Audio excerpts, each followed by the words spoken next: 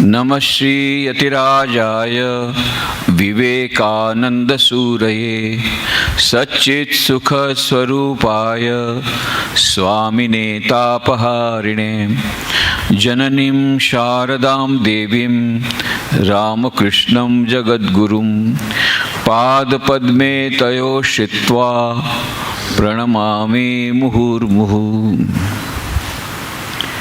मंच पर उपस्थित डॉक्टर ओम प्रकाश वर्मा जी, जिनका बहुत ही सारगर्भित प्रेरणादायी प्रवचन हम लोगों ने अभी सुना,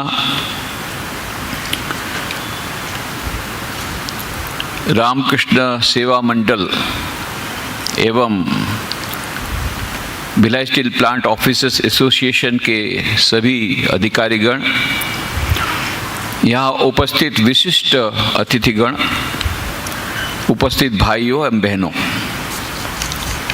अभी अभी हमने डॉक्टर वर्मा जी से बहुत ही सुंदर प्रवचन सुना आध्यात्मिकता और स्वामी विवेक, आध्यात्मिक उत्कर्ष और स्वामी विवेकानंद, जिसमें उन्होंने इतने छोटे से प्रवचन में मानो गागर में सागर भर दिया।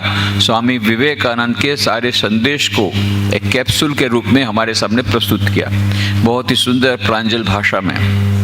और यदि स्वामी विवेकानंद ने जिस प्रकार से कहा है आध्यात्मिक उत्कर्ष करने को, उनके उपदेश को हम पालन कर लें, चारों योग का समन्वय कर लें हमारे दैनिक जीवन में, राजयोग, भक्ति योग, ज्ञान योग, कर्म योग, और दिव्यता के प्रकटीकरण की प्रक्रिया को प्रारंभ करें, तो सारा टेंशन दूर हो जाएगा अपने आप टेंशन दूर हो जाएगा। वो नहीं कर रहे हैं। और ययाति की जो बात बताई, अभी आधुनिक मानव ययाति सिंड्रोम से पीड़ित है। ययाति सिंड्रोम, किसी मैनेजमेंट एक्सपर्ट ने उसका नाम दिया ययाति सिंड्रोम। बहुत प्रकार के रोग रहते हैं, तो ये एक रोग है, मानसिक रोग, जिसका नाम है ययाति सिंड्रोम। कि ययाति के समान जितना भी भोग कर लिया पर उससे संतुष्टि नहीं होती, और फिर असंतोष बढ़ता जाता है, असंतोष बढ़ता जाता है। साइकोलॉजी की भाषा में नुगेन न्यूरोसिस का शिकार होता है, फिर ड्रग एडिक्शन आता है, फिर सिज्नोफ्रेनिया होता है, फिर सुसाइड होता है, आत्महत्या। ये प्रक्रिया चल रही है सारे। तो आज सारे भारत में ही नहीं, विदेश में विशेष करके एक बहुत बड़ी समस्या है stress management. Chicago based research corporation ने रिसर्च करके देखा 40% of the companies in America are having regular courses on stress management. करना पड़ रहा है उनको, सब एम्प्लॉइज बहुत सारे स्ट्रेस में है, रेगुलर कोर्सेज कर रहे हैं। और same thing is happening in India. अभी भारत में भी स्ट्रेस मैनेजमेंट के कोर्सेज चल रहे हैं। और आज मैनेजमेंट के क्षेत्र में फोर्थ वेव क्यों आ रही है? Fourth wave of management. First wave of management वो थी ब्रिटिश स्टाइल ऑफ मैनेजमेंट, जिसमें कि Taylor method of work measurement, method study, work study, ये सब चल रहे थे। ब्रिटिश लोगों का मैनेजमेंट था, उसको सब लोग फॉलो करते थे। Second wave of management was American style of management when Peter Drucker became the guru of all. Peter Drucker जैसे मैनेजमेंट गुरु आए और उनकी मैनेजमेंट फिलॉसफी को बड़ी बड़ी कंपनियां उसको फॉलो करने लग गई। ये सेकेंड वेव ऑफ मैनेजमेंट था। थर्ड वेव ऑफ मैनेजमेंट आई, वो थी जापानी style of management, when TQM, total quality management, zero defect, ये सब कंपनियों में लागू करना शुरू हुआ। ISO का स्टैंडर्ड वाला सब क्वालिटी कंट्रोल शुरू हुआ, जीरो डिफेक्ट के बारे में बातें शुरू हुई। ये थर्ड वेव ऑफ मैनेजमेंट। अभी फोर्थ वेव ऑफ मैनेजमेंट आ रही है धीरे धीरे, वो जो है that is Indian style of management based on Indian ethos. भारतीय संस्कृति एवं अध्यात्म पर आधारित चौथी वेव मैनेजमेंट के क्षेत्र में आ रही है। उसके बहुत सारे कारण हैं, उसमें मैं नहीं जाऊंगा क्योंकि हमारा अभी विषयांतर नहीं करना चाहता हूं, परंतु उसका एक कारण, मुख्य कारण है स्ट्रेस मैनेजमेंट। क्योंकि स्ट्रेस मैनेजमेंट के बहुत सारे उपाय जो मॉडर्न साइकोलॉजिस्ट बताते हैं, उसके अनुसार करने के बावजूद भी स्ट्रेस मैनेजमेंट ठीक से नहीं हो पा रहा। जैसे मॉडर्न साइकोलॉजिस्ट ने बताया कि देखिए भाई, आपके मन में स्ट्रेस क्यों आता है मालूम है? ये है कि आपने किसी भावनाओं को, अपनी जो इमोशंस है उनको आपने एक्सप्रेस नहीं किया, व्यक्त नहीं किया।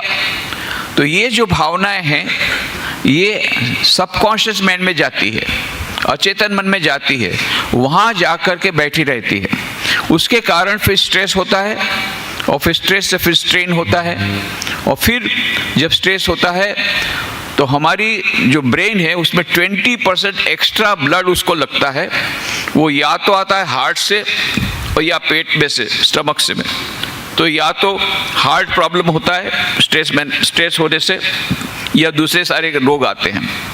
तो और उसके बाद में स्ट्रेन आता है। तो ये सब क्यों आया? तो मॉडर्न साइकोलॉजी बोलते हैं इसलिए आया कि आपने भीतर की जो भावनाओं को उसको दबा के रखा। तो भावनाओं को व्यक्त कर दीजिए तो स्ट्रेस चला जाएगा। अरे भैया, भावनाओं को स्ट्रेस, भावनाओं के यदि व्यक्त करूंगा मेरी नौकरी जाएगी, उसका क्या? अब मान लीजिए बॉस आपका वो जा रहा था घर से बाहर, अपना कंपनी के नौकरी के लिए जा रहा था। उस समय पत्नी ने झाड़ दिया अच्छी तरह से। अब पत्नी को तो कुछ बोल नहीं सकते हैं क्योंकि वो मायके चली जाएगी, खाना कौन बनाएगा, चिंता है। तो उसने क्या किया, ये जो भावनाएं थी वो भीतर में सबकॉन्शियस माइंड में चली गई। ये जो रिएक्शन कर नहीं पाए वो भीतर में थी। अब बॉस आकर के जितने सबऑर्डिनेट को राइट एंड लेफ्ट डांटना शुरू किया। अब ये लोग भी सोचते भाई ये सुबह से आकर के क्या शुरू किया, जबरदस्ती कुछ बिना कारण के अपना शुरू किया फायरिंग। और वो बोलते हैं कि भाई उनको लगता है कि we should pay back in the same point, हमको भी उसका रिटेलिएशन करना चाहिए। और प्रॉब्लम ये है, रिटेलिएशन यदि करेंगे तो नौकरी जाएगी। तो फिर वो जो रिटेलिएशन करने की भावनाएं हैं, उत्कंठा है, उसको उन्होंने दबा दिया। वो सबकॉन्शियस माइंड में चली गई, वो जाकर के बाद में स्ट्रेस लाती है। तो बोले साइकोलॉजिस्ट बोलते हैं हम उसके लिए उपाय है, आपकी जो भावनाएं हैं उसको आप व्यक्त कर दीजिए। अरे भले आदमी, भावनाओं को व्यक्त करूंगा तो मेरी नौकरी जाएगी। तो बोले कोई बात नहीं, उसके पास हमारे पास सॉल्यूशन है। क्या सॉल्यूशन है? बोले आप बाजार में जाइए, वुडू डॉल्स खरीद कर लाइए। वुडू डॉल्स के साथ पिन भी आएगी, और फिर हेड डायरीज भी ले आइए, पंचिंग बैग भी ले आइए। फिर क्या कीजिए, आप अपने घर में आइए, खिड़की दरवाजे अपने रूम के बंद कर दीजिए, और टेबल पर वो वुडू डॉल का रख दीजिए, और फिर उस पर नाम लिख दीजिए अपने बॉस का, या अपनी सास का, या अपनी पत्नी का, या अपने पति का, जिस पर आप अपना गुस्सा निकालना चाहते हैं, जो भीतर में पड़ा हुआ है। उसके बाद में आप मारना शुरू करो उसको, बॉस को। तो 3 प्रकार की पिन है। ब्लू पिन है मारने के लिए, और सीरियस इंजरी करना है तो ब्लैक पिन भी है, और रेड पिन है वो मर्डर करने के लिए। रेड पिन दिया, बॉस वहीं मर्डर हो गया। और बॉस जब मर्डर हो गया, या सास जब मरी गई, या फिर पत्नी मर गई, तो एकदम चैन की सीट, आप सो जाएंगे, कोई ट्रैंक्विलाइजर नहीं लगेगा। बहुत अच्छा सॉल्यूशन है। प्रॉब्लम यह है कि दूसरे दिन फिर बॉस अपनी सीट पर बैठा है, उसका क्या करूं? कमरे में तो मैंने वो बॉस को मार डाला, मर्डर कर दिया, तो शांति मिल गई, पर दूसरे दिन फिर बॉस, फिर वही फायरिंग। तो ये जितने हैं टेम्परेरी सॉल्यूशन है। इसीलिए परमानेंट सॉल्यूशन जो है स्ट्रेस मैनेजमेंट का, वो है योग और ध्यान। इसलिए आप सब जगह बड़ी बड़ी कंपनियों में मेडिटेशन, माइंडफुलनेस, ये सब टेक्निक्स वहाँ पर उसके लिए क्लासेस होती है, उसकी ट्रेनिंग प्रोग्राम्स होते हैं, रेगुलर मेडिटेशन क्लासेस होती है, रेगुलर योग करते हैं। अध्यात्म की ओर धीरे धीरे आ रहे हैं। बड़ी बड़ी कंपनियां अमेरिका में और इंग्लैंड में, हॉलैंड में, ये सब जगह पर कंपनियां अभी स्ट्रेस मैनेजमेंट के लिए Indian style of stress management अपना रही है। इसीलिए धीरे धीरे और भी बहुत सारे कारण हैं, फोर्थ वेव ऑफ मैनेजमेंट आ रही है। तो यह एक मानो इस प्रकार का स्ट्रेस का माहौल बन गया है, सभी लोग टेंशन में हैं। एक पुस्तक प्रकाशित हुई है, पुस्तक का नाम है फाइनल एक्सिट। अभी पुस्तक भी एक्सिट हो गई। बहुत प्रयत्न करने के बाद एक कॉपी मुझे देखने को मिली एक बुक फेयर में। मैं जानना चाहता था भाई इतनी बिक रही है, हॉट सेल पूरा इतनी सारी बिक रही है, इसकी बिकमिंग बेस्ट सेलर, तो बात क्या है? तो किताब का नाम है फाइनल एक्सिट। किताब भी एक्सिट हो गई, मुश्किल से एक मिली कॉपी। उसमें क्या लिखा है? हाउ टू कमिट सुसाइड, आत्महत्या कैसे करना, इसके विभिन्न उपाय बताए हैं, अलग अलग प्रकार। सब लोग को अभी ये स्टीरियोटाइप सुसाइड करने में मजा नहीं आ रहा है। मेरे अपना फांसी लगा दिए, ये सब यहाँ भी इंडिया में हो रहा है, फांसी लगाना, जहर पी लेना, ये सब पुराने। नए नए मेथड, गार लेकर के सामने से टकरा दो, अच्छी तरह से मरो जाओ। सुसाइड करने के तरीके बताए और बहुत बिक रही है। फ्रांस की जो बेस्ट सेलर किताब का नाम है सुसाइड यूजर्स मैनुअल, 1.5 लाख प्रतियां बिक गई एक साल में। जापान की बेस्ट सेलर किताब का नाम क्या है? The complete manual on committing suicide, 3.5 lakh प्रतियां बिक गई एक साल में। और कितने लोग तो पुस्तक हाथ में लेकर के जैसा बताया था सुसाइड करके मर गए। सबको सुसाइड करना है, इतना सारा टेंशन है। डिप्रेशन, पहले डिप्रेशन सुनने में नहीं आता था। अब जिसको बोले अरे वो तो डिप्रेशन में, बोले वो भी डिप्रेशन में, बोले मेरा तो ज़्यादा डिप्रेशन है। ओ तब तो आप बहुत बड़े हैं, हमारा तो छोटा डिप्रेशन, आपका बड़ा डिप्रेशन है। अभी पहले डिप्रेशन बोलने में तकलीफ होती थी, कोई भी छोटा बच्चा बोले मैं डिप्रेशन में। अरे डिप्रेशन किसका होता है वो मालूम भी नहीं है, बोले सब डिप्रेशन, हम भी डिप्रेशन में। ये डिप्रेशन मान लो एक प्रकार की फैशन हो गई। एक छोटी सी बच्ची को मैंने पूछा कैसी हो? बहुत टेंशन में है। इतनी छोटी सी टेंशन में? अरे तेरे दादा दादी का टेंशन मैं समझ सकता हूँ, क्योंकि कब ओल्ड एज होम में डाल देंगे कुछ पता नहीं। आजकल वृद्धाश्रम बहुत बढ़ रहे हैं, भारत में भी बढ़ रहे हैं, पहले अमेरिका में बढ़े। तो दादा दादी थोड़े टेंशन में रहते हैं कि भाई कब हमको ओल्ड एज होम में डाल देंगे, यहाँ से निकलना पड़ेगा, बच्चों का मुख भी नहीं देख पाएंगे, वो थोड़ा टेंशन में है, हम समझ सकते हैं। और तेरे बाप का भी टेंशन समझ सकता हूँ, क्योंकि कब वीआरएस मिलेगा कुछ ठीक नहीं है। आजकल वीआरएस मिलता है, voluntary retirement scheme, compulsory voluntary retirement scheme. इसके पहले वीआरएस लोगे तब बेनिफिट मिलेगा, नहीं तो नहीं मिलेगा। तो कंपलसरी वॉलंटरी रिटायरमेंट स्कीम कब आएगा, उसका टेंशन है। फिर बॉस का टेंशन तो है ही है। फिर आजकल जो लोग मार्केटिंग में हैं उनको तो कितना सारा target every 15 minute boss phone करता है, कितना टारगेट हुआ, टारगेट का टेंशन। फिर बॉस का टेंशन, बॉस को हैंडल करना, इधर कलीग्स को हैंडल करना, पीयर प्रेशर। ये तो बाप का तो मैं टेंशन समझ सकता हूँ, तुम्हारी माँ का भी टेंशन मैं समझ सकता हूँ, क्योंकि सास का मैनेजमेंट करो, फिर फाइनेंशियल मैनेजमेंट करो, इतने रुपए में चलाना पड़ेगा। और बच्चों का मैनेजमेंट बहुत कठिन, आजकल के बच्चों का मैनेजमेंट बहुत कठिन। मेरे पास 15 साल पहले माँ बाप आते थे, उनकी एक ही कंप्लेंट थी, आजकल के बच्चे लोग सुनते नहीं हैं, ओबीडियंस नहीं है। अरे हम भी तो बच्चे थे, पर हम तो ऐसे डिसोबीडियंट नहीं थे, बच्चे बात ही नहीं सुनते हैं। और 5 साल पहले क्या हुआ, माँ बाप बोलते हैं सुनते तो नहीं है, पर अभी तो हमको हुक्म करते हैं, आदेश करते हैं, उल्टा हमको सिखाते हैं। जनरेशन गैप इतनी बढ़ गई। और अभी लेटेस्ट पोजीशन ये है कि माँ बाप बोलते हैं हमको बहुत डर लगता है बच्चों से। क्यों? छोटी सी बात कह दी और सुसाइड कर दिया तो बदनामी हो जाएगी समाज में। छोटी सी बात, कितनी छोटी छोटी बात बच्ची को कहा, 11th स्टैंडर्ड में पढ़ती थी, नहीं स्मार्टफोन नहीं मिलेगा, सुसाइड। छोटी छोटी बात सुसाइड, ब्रेकअप हो गया सुसाइड। बच्चों से माँ बाप घबराते हैं, अभी ऐसी स्थिति आ गई। तो जो भी होगा, माँ का भी टेंशन मैं समझ सकता हूँ और सबसे बड़ा तो माँ का टेंशन है, काम वाली नहीं मिलती है। भिलाई की बात मुझे नहीं जानता हूँ, पर बाकी सब जगह तो सबसे बड़ा प्रॉब्लम बहनों को है। कई बहनें तो कहती है स्वामी जी हमको लेक्चर नहीं चाहिए, हमको काम वाली दे जाइए बस हमको, और लेक्चर, हमारा टेंशन वैसे ही दूर हो जाएगा। भैया मैं काम वाली कहाँ से लाऊं? बोले कैसी काम वाली चाहिए? बोले हमको ऐसी काम वाली चाहिए झटपट झटपट काम करे, एकदम बहुत स्मार्ट होनी चाहिए। दूसरा, बुद्धिमान होनी चाहिए, इशारे में समझे।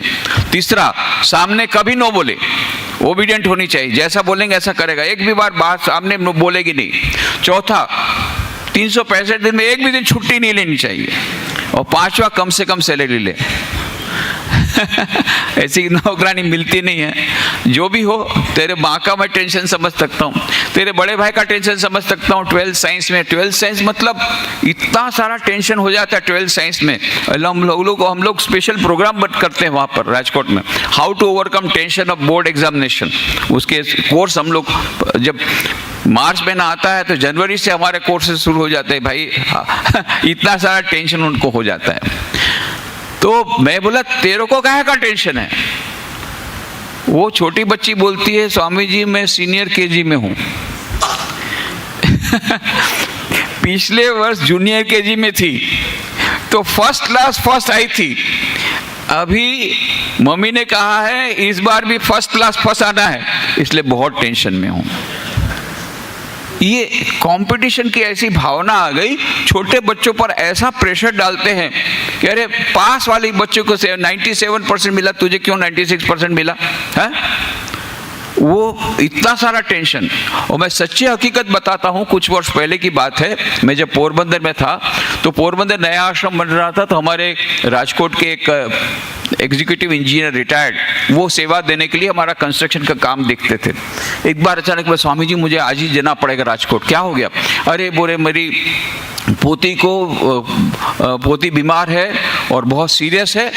मैंने जाइए जाइए जल्दी जाइए। फिर उसके बाद में वापस लौटे तब पता पड़ा कि पोती को एक बुखार आ गया था। किसी प्रकार से वो बुखार जा नहीं रहा था। उन्होंने सब टेस्ट कराए, सब टेस्ट नेगेटिव है, तो बुखार काहे का है? आखिरी में ले गए साइकोलॉजिस्ट के पास। तो साइकोलॉजिस्ट ने कहा कि आप लोग जाइए बाहर, मैं उसके साथ बात करना चाहता हूँ। तो बातचीत करते करते करते उनको पता पड़ा कि क्या हो सकता है। तो उसने फिर कहा बच्ची को जो कुछ है सच बच बता दे। तो फिर नहीं बोल रही थे, एक तमाचा लगाया जोर से उसको, जल्दी से बोल नहीं तो दूसरा तमाचा लगाऊंगा। तब उसने बोल दिया। हुआ था क्या कि वो एक बार वो होमवर्क नहीं किया था उसने। तो जब वो जिस स्कूल में पढ़ते थे, हाई फाई स्कूल थी, तो वहाँ पर ये नियम था कि यदि कोई होमवर्क करके नहीं आएगा तो उसको उसकी नोटबुक रहती थी अलग, उसमें अपने पेरेंट्स का सिग्नेचर करके लाना पड़ता था कि आपकी बच्ची ने होमवर्क नहीं किया है, उस पर सिग्नेचर करो, उसको कंट्रोल करो। अब ये बच्ची वहाँ पर यदि स्कूल में जाएगी तो टीचर बोलेगी कि ये सिग्नेचर करा के ले आओ माता के पास से। तो और फिर माता के पास जाएगी तो माता मारेगी, टीचर के पास जाएगी टीचर मारेगी। तो टीचर का मार खाऊं या मम्मी का मार खाऊं, टीचर का मार खाऊं न मम्मी का मार खाऊं, ये सोचते सोचते बुखार आ गया। ये बुखार जा नहीं रहा था। तब इन्होंने बुलाया माँ बाप को कि काउंसलिंग की इसको जरूरत नहीं, काउंसलिंग आपको जरूरत है। कि आप लोग इतना प्रेशर छोटे बच्चों पर डालते हैं कि उसको बुखार आ जाता है। ये आज की स्थिति है, कितनी जगह पर ऐसा हो रहा है। तो ये टेंशन का युग क्यों आया कि हम लोग अननेसेसरी टू मच कंपटीशन में चले गए। और जैसा डॉक्टर ओम प्रकाश वन में कहा, ययाति सिंड्रोम, और चाहिए, सबसे बड़ा रुपया बाबा, सबसे बड़ा रुपया, कंज्यूमरिज्म आ गया, उपभोक्तावाद। और अभी ऑक्सफोर्ड डिक्शनरी एक नया शब्द ऑक्सफोर्ड डिक्शनरी ने डाला है, उसका वो है एफ्लुएंजा। इन्फ्लुएंजा तो हमको होता भी है कभी कभी, ये इन्फ्लुएंजा नहीं है, एफ्लुएंजा है। ये एफ्लुएंजा केवल एफ्लुएंट लोगों को होता है, जो बहुत धनवान है तो उनको ही आता है, इसलिए चिंता करने की बात नहीं है, हम लोगों को नहीं होगा, एफ्लुएंट लोगों को होता है। तो अमेरिका में उन लोगों ने, पेरेंट एसोसिएशन ने एक एफ्लुएंजा रेजिस्टेंट सोसाइटी बनाई है अपने बच्चों को एफ्लुएंजा से बचाने के लिए। वो क्या है कि ये जो बच्चे हैं ये एक दूसरे का कंपटीशन करते हैं। तेरे पास 2 जूते, मेरे पास 3 जूते, तेरे पास 2 मोबाइल, मेरे पास 3 मोबाइल। ये एक दूसरे से कंपटीशन करते हैं और चाहिए और चाहिए और चाहिए। ये करते करते करते उनमें ये नुगे न्यूरोसिस का भाव आ जाता है। जितना ज़्यादा मिलता है उतना असंतोष बढ़ता जाता है। उसके बाद में सिजोफ्रेनिक होते हैं, ड्रग एडिक्शन होता है, सुसाइड कर लेते हैं। इससे बचाने के लिए, एफ्लुएंजा से बचाने के लिए, अपने बच्चों को बचाने के लिए इन लोगों ने एफ्लुएंजा रेजिस्टेंट सोसाइटी बनाई है, जहाँ बच्चों को पॉकेट एक्सपेंडिचर कम कर रहे हैं और उनको वीकेंड में गांव में ले जाते हैं। देख, तुम्हारे पास एक कार है, तुम्हारे पास एक कार है, उसके पास एक भी कार नहीं है और तुझे दूसरी कार चाहिए। देख, गांव में उनके पास एक भी कार नहीं, फिर भी वो लोग आनंद से रह रहे हैं बच्चे लोग। ये उनको लाइफ बताते हैं, सिंपल लाइफ कैसे होती है ये बताते हैं। ऐसा बहुत सारे चीज़ें हो रही है। ये बच्चों का जो टेंशन दूर करने के लिए, माँ बाप का टेंशन अलग है, बच्चों का टेंशन है, बड़ों का टेंशन, बड़े भी टेंशन में है, बूढ़े भी टेंशन में है, पुरुष, स्त्री, बच्चे, जो लोग एम्प्लॉयड हैं, एम्प्लॉयज़ हैं, उनको अलग प्रकार का टेंशन है। जो बिजनेस में है उनको अलग प्रकार का टेंशन है। जो शेयर मार्केट में है उनका तो जैसे जैसा ऊपर नीचे होता है ऐसा ही उनका हार्ट भी पल्पेशन ऊपर नीचे होता रहता है। ये सभी लोग टेंशन में इसलिए है कि हम लोग बेसिक वैल्यूज़ भूल गए हैं। हम लोग बेसिक हमारे जीवन का उद्देश्य भूल गए हैं और एक दूसरे की कंपटीशन में लग गए। जनरेशन गैप आ गई, कम्युनिकेशन गैप आ गई, परिवार का जीवन छिन्न भिन्न हो गया और वेस्टर्न मटेरियलिस्टिक सिविलाइजेशन, पाश्चात्य संस्कृति का अंधा अनुकरण कर रहे हैं। स्वामी विवेकानंद ने कहा था, we want best of the east and best of the west. उन्होंने ये नहीं कहा था कि पाश्चात्य संस्कृति को गुड बाय करो, नहीं। उन्होंने कहा था पाश्चात्य संस्कृति में अच्छी बातों को हम अवश्य लेंगे। टाइम मैनेजमेंट है, इफिशिएंसी है, दक्षता है, वो सब हम लेंगे।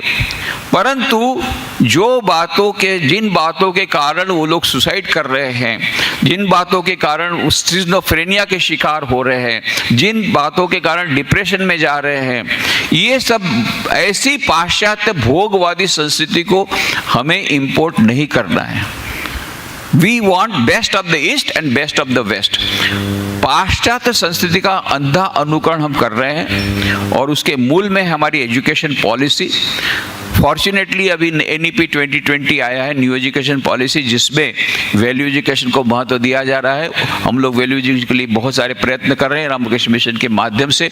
आज ही सुबह मैं MIT यूनिवर्सिटी में गया, वहाँ पर मैंने यही कहा उनके वाइस चांसलर को कि इसके मूल में हमारी एजुकेशन सिस्टम है जो लॉर्ड बेकॉले ने शुरू की थी, उसी को हमने बनाए रखा था।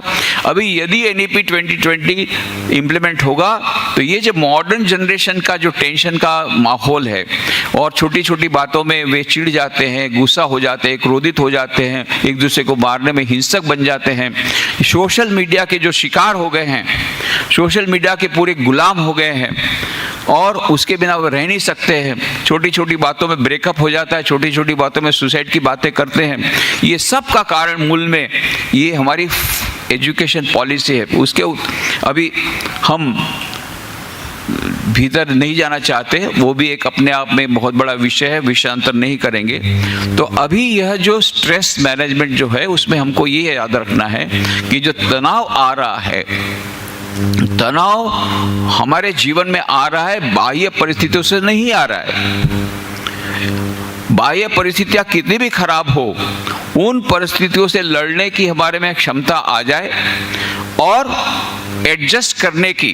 अभी एडजस्टमेंट की कोई बात ही नहीं है, खास करके यंग जनरेशन में फ्लेक्सिबिलिटी बिल्कुल नहीं है, एडजस्टमेंट बिल्कुल नहीं है और सहन करने की शक्ति तो जीरो लेवल की है। थोड़ा सा दुख आया, चलो सुसाइड, थोड़ा सा दुख आया तो तुरंत रिएक्ट कर देते हैं। ये क्यों है? सहन शक्ति जीरो हो गई है। ये mental health is a big issue. मानसिक स्वास्थ्य बहुत बड़ा एक इश्यू हो गया है। सारे विश्व के लोग अभी चिंतित हैं और ये मानसिक दुख के कारण ही अभी happiness industry has become the 5th largest industry in the world. Happiness industry, सब लोग इतने दुखी हैं, टेंशन में हैं कि सुख कैसे प्राप्त करें, शांति कैसे प्राप्त करें। इनसे लेकर के जो किताबें प्रकाशित हो रही, इनको लेकर के जो प्रोग्राम्स हो रहे हैं, ट्रेनिंग प्रोग्राम्स हो रहे हैं, इनको लेकर के जो इन्वेस्टमेंट हो रहे हैं, इनके लेकर के जो योग के जो बेड्स वगैरह हो रहे हैं, जो मेडिटेशन के लिए जो फैसिलिटीज बढ़ रही, इन सब को मिला करके हैप्पीनेस इंडस्ट्री और mental health industry is the 5th largest industry, जिसमें होलिस्टिक हेल्थ की बात है, जिसमें mental health has become a big issue, depression has become a big issue, ये सब है। तो इसके लिए हमारे पास समाधान है भारतीय आध्यात्मिक संस्कृति में। यदि हम अपने जीवन के दर्शन को ठीक ठीक से रखेंगे, जैसा डॉक्टर ओम प्रकाश वर्मा जी ने बहुत सुंदर तरह समझाया, स्वामी विवेकानंद ने कहा था, प्रत्येक मनुष्य के भीतर में दिव्यता सुसुप्त रूप से विराजमान है। मनुष्य जीवन का लक्ष्य है उस अंतर दिव्यता को अभिव्यक्त करना। तो 4 में से कोई 1, 2, 3 अथवा 4 युगों के समन्वय से उस अंतर दिव्यता को अभिव्यक्त करना ही मनुष्य जीवन का लक्ष्य है और यही धर्म का सर्वस्व है। तो राजयोग, भक्ति योग, ज्ञान योग और कर्म योग, ये चारों का समन्वय यदि हम करते हैं दैनिक जीवन में, तो क्या होगा, दैनिक जीवन में सुख शांति मिलेगी और शाश्वत सुख और शाश्वत शांति का मार्ग भी प्रस्तुत हो जाएगा, प्रशस्त हो जाएगा, यदि हम चारों योगों का समन्वय अपने जीवन में करते हैं। तो ये change of attitude of mind, हमारे दृष्टिकोण को बदलना है। उसी से हम ये जो हमारी बाह्य परिस्थितियों की जो चैलेंजेस है, आज के जो मॉडर्न वर्ल्ड के हमारे जो आधुनिक युग की जो चैलेंजेस हैं, जो बहुत सारी समस्याएं हैं, उनसे हम लोग निपट सकेंगे। अभी स्ट्रेस मैनेजमेंट के कुछ मंत्र मैं संक्षेप में देने का प्रयत्न करूंगा, तो क्योंकि याद रख सकते हैं इसलिए ABCD तो सबको याद है, इसके लिए याद कर सकते हैं आप। तो नंबर A, स्ट्रेस मैनेजमेंट का जो पहला मंत्र ए में ए का मतलब क्या होता है, एनालाइज योर प्रॉब्लम्स, अपने समस्याओं का विश्लेषण करें। आधुनिक मनोवैज्ञानिक कहते हैं कि 90% of our worries are imaginary.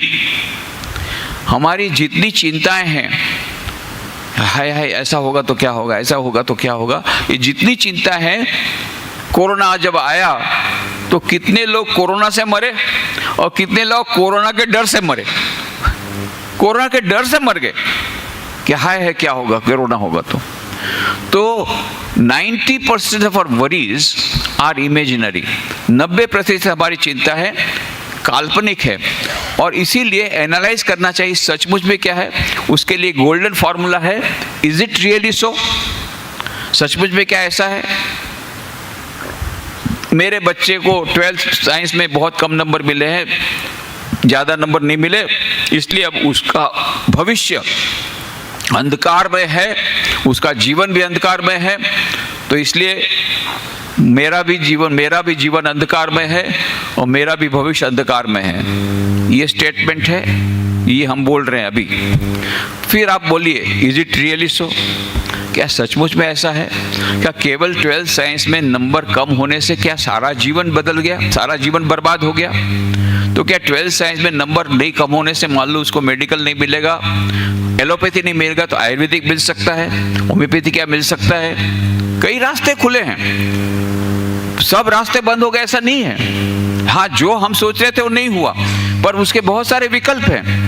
ऐसा हम एनालाइज करेंगे, इज इट रियली सो, तो देखेंगे it is not really so. जब हम चिंतन करेंगे तो पता पड़ेगा इज इट नॉट, तो रैशनल थिंकिंग करना पड़ेगा। इज इट रियली सो, सचमुच में क्या ऐसा है? तब देखेंगे नहीं, ये हमारी जो चिंता थी, हमारी जो कल्पना, वो पूरी कल्पना थी, हमारी जो चिंता थी। तो ये चिंताओं को दूर करने का उपाय है एनालाइज।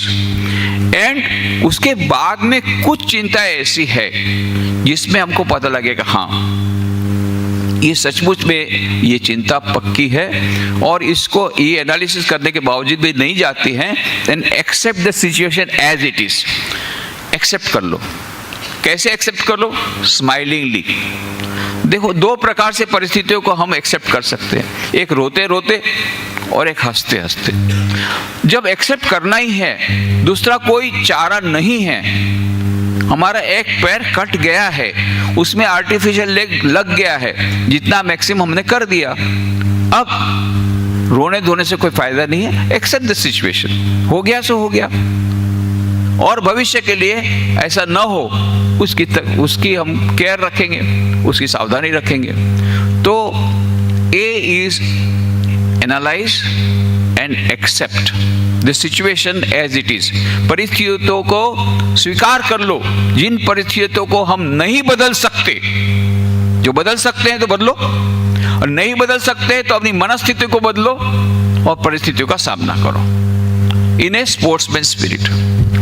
दूसरा है B, bite as much as you can chew.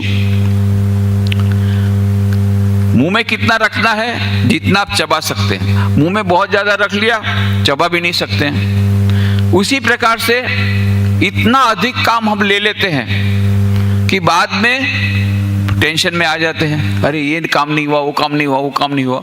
Do one thing at a time. कितने लोग हैं, उनको हमारे एक स्वामी जी थे, बहुत सीनियर स्वामी जी, वो हमेशा बोलते थे, बंगाल पूर्व बंगाल की भाषा थे, बंगाल थे वो, काश बढ़ाई हो ना, काश बढ़ाई हो ना। अरे काम बढ़ाओ मत।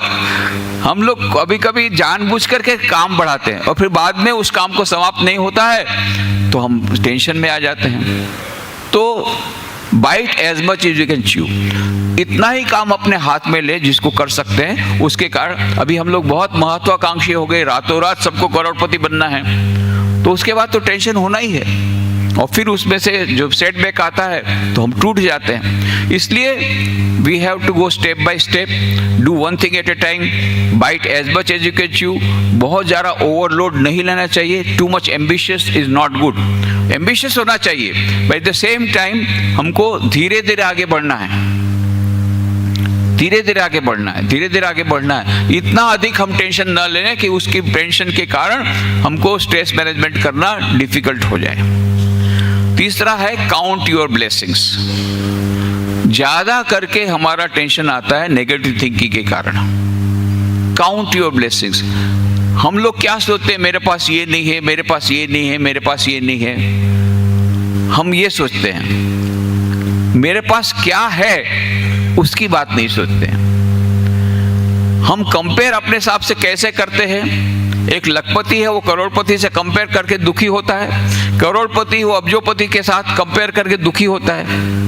परंतु यदि एक लखपति एक जिसके पास लाख रुपया नहीं है उसके साथ कंपेयर करेगा तो बोले हाँ, मेरे पास भले रुपया ज्यादा नहीं है पर इतना तो है कि मैं 2 टाइम खा सकूं। ये है काउंट योर ब्लेसिंग्स। जो हमारी सिचुएशन है, हमारी कितनी काउंट योर ब्लेसिंग्स है।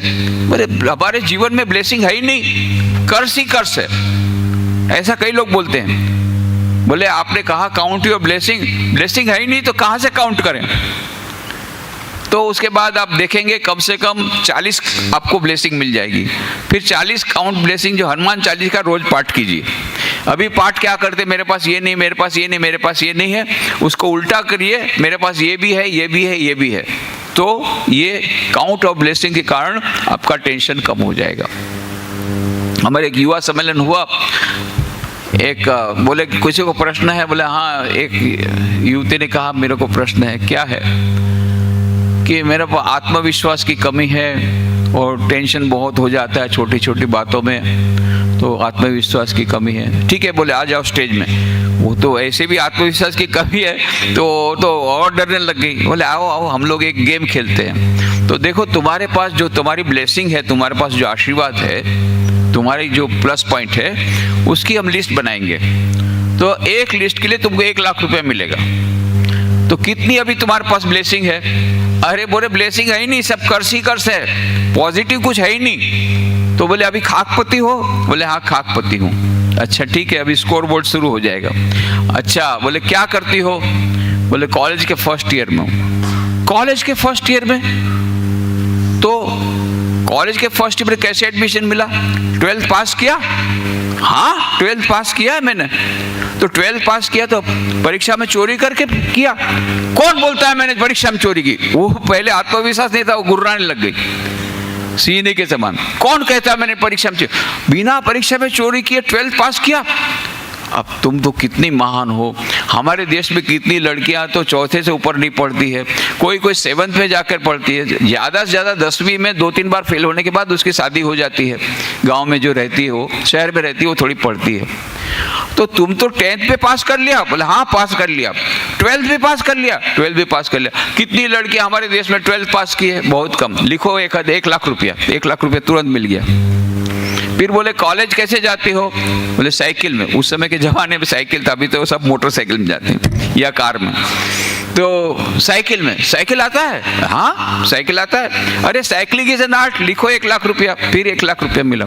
अच्छा घर में क्या करती हो? बोले पढ़ाई करती हो। और क्या करते हो? रसोई बनाते हैं। रसोई बनाना आता है? रसोई बनाना तो एक आर्ट है, लिखो 1 लाख रुपया। ऐसा करके उसका 40 लाख रुपया हो गया 15 मिनट में। तो ऐसे हम सोचते रहेंगे हमारे जीवन में क्या क्या ब्लेसिंग है। तो count your blessing, do not compare yourself with others who are in the higher pedestal, count your blessings with the persons who are having less blessing. तब आपको एक ब्लेसिंग पता पड़ेगा। D, do your best, leave the rest. कर्मण्येवाधिकारस्ते मां फलेषु कदाचन मां कर्मफल हेतुर्भू माते संगोस्त अकर्मणि। हे अर्जुन, कर्म में तेरा अधिकार है, फल में नहीं है। तो इसलिए तू कर्म कर, अकर्म के प्रति भी तेरी रुचि न हो। आधुनिक मानव क्या बोलता है? कर्मण्य, मेरा कर्म में अधिकार है और फल में नहीं है। नहीं, मुझे तो फल में अधिकार चाहिए। नहीं, फल में तेरा अधिकार नहीं है तो बोले मैं कर्म नहीं करूंगा। नहीं, अकर्म में भी तेरी रुचि न हो। तो ये क्यों होता है? तो क्या हमको फल नहीं मिलेगा? नहीं, ऐसी बात नहीं। यदि फल के प्रति आसक्ति हमारी जब तक रहेगी तब तक हमारा कर्म अच्छा नहीं होगा। अभी मैंने बताया 12th साइंस के स्टूडेंट्स के लिए साथ हमने हाउ टू ओवरकम टेंशन। मैंने बोला कि देखो अभी तुम्हारा टेंशन कम करते हैं। किसको किसको टेंशन है? सबने हाथ उठाया। कम है कि ज्यादा? बोले ज्यादा। अच्छा एक बात मुझे बताओ, टेंशन कब आता है? तो सोचने लगे। मैं बताऊं कब टेंशन आता है? टेंशन तब आता है जब तुम सोचते हो हाय हाय 12th साइंस में 90% नहीं मिलेगा तो क्या होगा, है कि नहीं? हाँ बोले ये तो टेंशन कब आता है? जब हम रिजल्ट की चिंता करते हैं तब टेंशन आता है। तो गीता में तो यही कहा है, रिजल्ट की चिंता मत करो, कर्म करो। कर्म करते समय, पढ़ाई करते समय तुम ये सोचोगे कि मेरा रिजल्ट हाय है अच्छा होगा कि नहीं, हाय है रिजल्ट अच्छा होगा कि नहीं, हाय रिजल्ट अच्छा होगा नहीं, तो जरूर से रिजल्ट बिगड़ेगा। उस समय हमारा फोकस क्या होना चाहिए? पढ़ाई होनी चाहिए। रात दिन यदि हम रिजल्ट के बारे में सोचेंगे तो गीता में भगवान श्री कृष्ण ने ये नहीं कहा। ये उल्टा लोग अर्थ ले लेते हैं, अरे भाई कर्म करके जा तुझे फल नहीं मिलेगा। नहीं, ऐसा नहीं। कर्म का सिद्धांत ही ऐसा है, जैसा करोगे ऐसा मिलेगा, जैसा बोओगे ऐसा पाओगे। कर्म जैसे आम का पेड़ बोओगे आम मिलेगा, इमली का पेड़ बोओगे इमली मिलेगी। उसको कोई दूर नहीं कर सकता उस फल को, फल तो अवश्य मिलेगा। पर यदि हमारी दृष्टि केवल फल के प्रति रही तो हमारा कर्म भी बिगड़ जाएगा।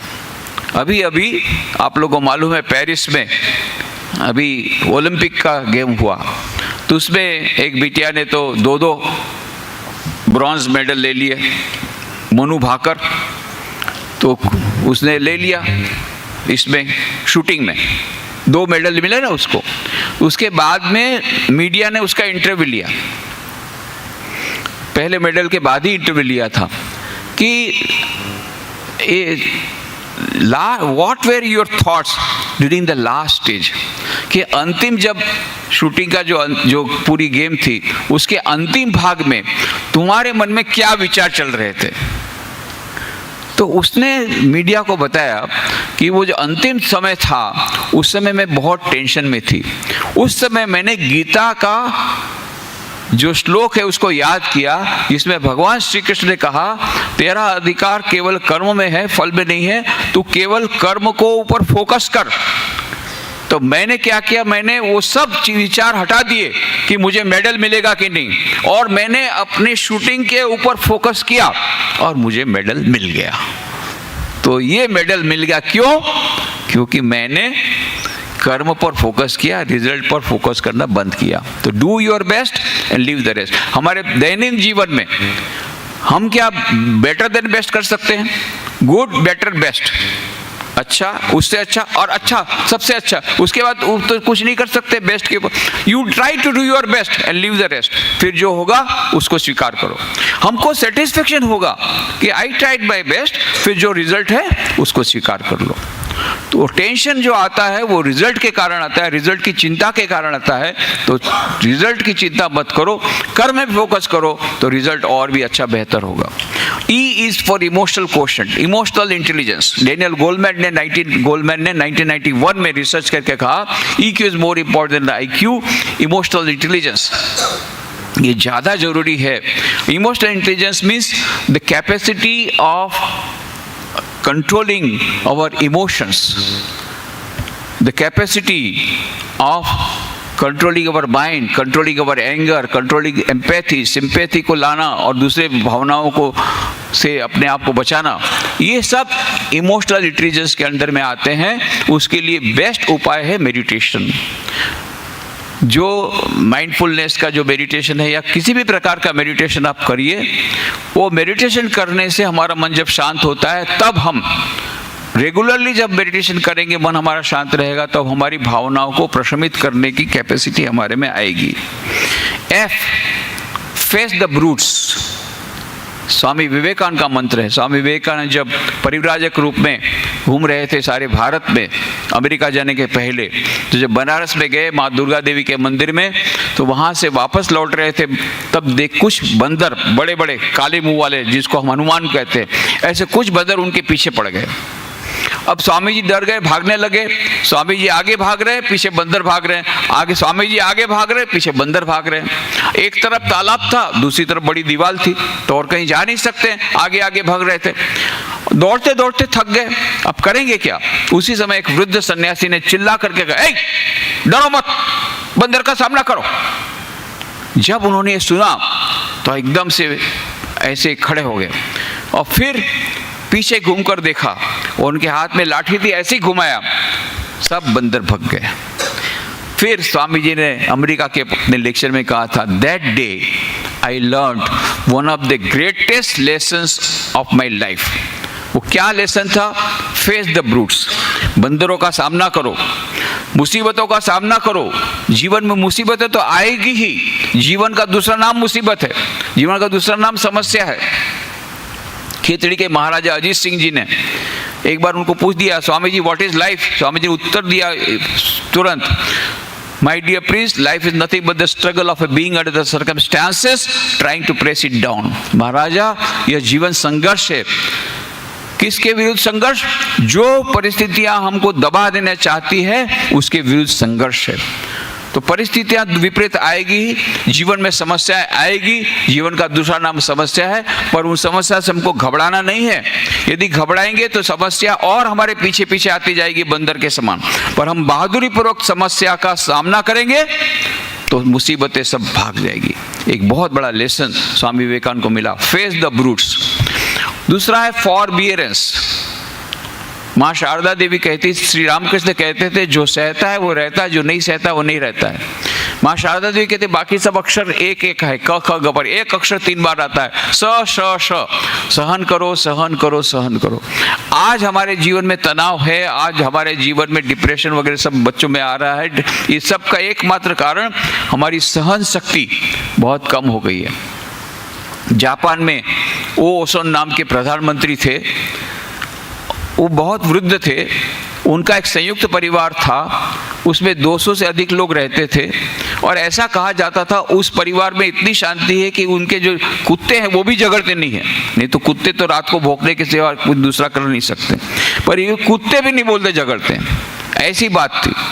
तो जो उस समय के 17वीं सेंचुरी की बात है, 17वीं शताब्दी की मैं बात बोल रहा हूँ। उस समय जो एम्परर थे जापान के, वो गए ओसन के पास, प्रधानमंत्री के पास, कि हमारे छोटा छोटा परिवार होता है, फिर भी हमारे परिवारों में कितना झगड़ा सब होता रहता है, अशांति रहती, और आपका इतना बड़ा संयुक्त परिवार, फिर भी इतना आपके परिवार में इतनी शांति है।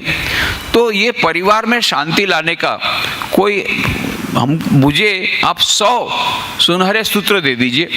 ये जो 100 आप सुनहरे मंत्र अब देंगे, वो उसको मैं सारे जापान में सभी लोगों को बताऊंगा कि ये 100 मंत्रों के कारण आपके जीवन में, आपके परिवार में भी शांति आ जाएगी। तो उसने कहा ठीक है, मुझे कागज दीजिए, पेंसिल दीजिए। तो उन्होंने 100 मंत्र लिख दिए। किस मंत्र? सक्सेस मंत्र for bringing harmony in families. परिवार में शांति लाने के लिए सफलता के सूत्र, 100 सूत्र उन्होंने लिखे। कौन कौन से सूत्र थे? सहन करो, सहन करो, सहन करो, सहन करो, सहन करो, सहन करो, 100 बार लिखा था, सहन करो। यही एकमात्र गोल्डन फॉर्मूला है हमारे जीवन में, हमारे परिवार में शांति लाने का, हमारे जीवन में से हमारे जीवन में से तनाव को दूर करने का। तो face the brutes, forbearance, forget and forgive, हुआ बीतीता ही बिसार दे, आगे की सुध ले। इस प्रकार से, और तो बहुत सारा है, मेरा समय पहले ही हो चुका है, बहुत ज़्यादा हो चुका है। तो ये मैंने थोड़े से संक्षेप में हमारे दैनिक जीवन में जो तनाव आता है, सबके जीवन में तनाव है, थोड़ा है, ज़्यादा है, कभी कभी ज़्यादा आता है, कभी कम आता है, पर उसके जो मूलभूत कारण के बारे में हम लोगों ने चर्चा की, और बहुत सिंपल सूत्रों के द्वारा हमने जाना कि किस प्रकार से हमने दैनिक जीवन में ये स्ट्रेस मैनेजमेंट कर सकते हैं। बड़ी बड़ी कंपनियों के लिए भी स्ट्रेस मैनेजमेंट का उपाय है, उसमें अभी ध्यान और स्पिरिचुअलिटी और योगा को ध्यान साथ दे रहे हैं। साथ साथ में वेदांत की बातें भी वहाँ बता रहे हैं, जिसमें कर्म को इस प्रकार से पूजा में परिणत किया जाता है, और फल की जो टेंशन है, फल का जो टेंशन है, उसको दूर करने का प्रयत्न किया जाता है। ऐसे बहुत सारे उपायों के द्वारा अभी बड़ी बड़ी कंपनियों में भी स्ट्रेस मैनेजमेंट हो रहा है। तो हम अपने दैनिक जीवन में इस प्रकार से आध्यात्मिकता को अपना करके, विशेषतः जो बात डॉक्टर ओम प्रकाश वर्मा ने विस्तार से कही है, वही उसका सार यही है कि हमारे दैनिक जीवन में यदि आध्यात्मिकता को हम स्थान देंगे, चारों योगों का समन्वय करेंगे और इन कुछ बातों को अपने साथ रखेंगे, हमारे दैनिक जीवन का टेंशन कम होगा, और टेंशन आएगा उसको फेस करने की भी हमारे में हिम्मत आएगी।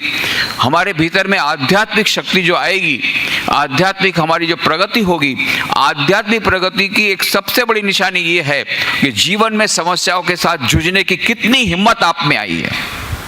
वही एक पैरामीटर है टू जज whether spiritually you are evolving और नॉट। आप यदि आध्यात्मिक रूप से आगे बढ़ रहे हैं, आपकी साधना भी ठीक है, जीवन में जो समस्या आएगी उसका आप बहादुरी पूर्वक यदि मुकाबला कर लेते हैं, तो समझना चाहिए हम आध्यात्मिक रूप से अवश्य आगे बढ़ रहे हैं। तो अंत में भगवान श्री रामकृष्ण देव, माँ शारदा देवी, स्वामी विवेकानंद चरणों में ये प्रार्थना करते हुए कि उनके आशीर्वाद हम सब पर बरसे। उन्होंने जो उपदेश दिए हैं, बहुत ही सरल उपदेश, उसका पालन करके हम दैनिक जीवन में तनाव का प्रबंधन कर सके, स्ट्रेस मैनेजमेंट कर सके, और सामाजिक जीवन में भी स्ट्रेस मैनेजमेंट करने के लिए हम कुछ उपयोगी बन सके, उसके माध्यम बन सके। सारे विश्व में शांति आए। सर्वे भवन्तु सुखिनः, सर्वे सन्तु निरामया, सर्वे भद्राणि पश्यन्तु, माँ कश्चित् दुःखमाप्नुयात्। इस प्रकार की परिस्थिति सारे विश्व में आए, सभी लोग सुखी रहे, सभी शांति में रहें, इस प्रकार की परिस्थिति उत्पन्न हो, ऐसी प्रार्थना उनके चरणों में करते हुए आयोजकों को बहुत बहुत धन्यवाद देते हुए कि मुझे यह अवसर प्रदान किया आप सबके साथ बातचीत करने का, और आप सबके भीतर में जो दिव्य चेतना विराजमान है उसको प्रणाम करते हुए मेरी वाणी को विराम देता हूँ। धन्यवाद।